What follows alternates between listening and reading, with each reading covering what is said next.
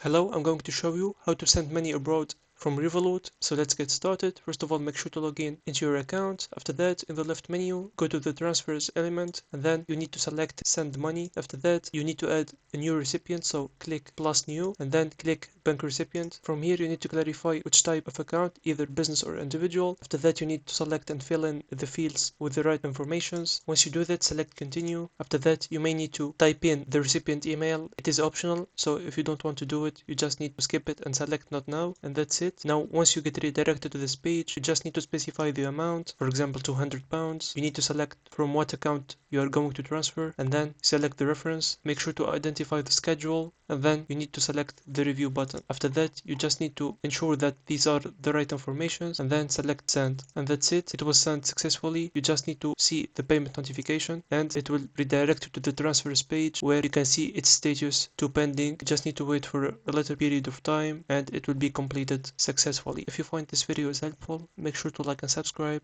and see you on the next one.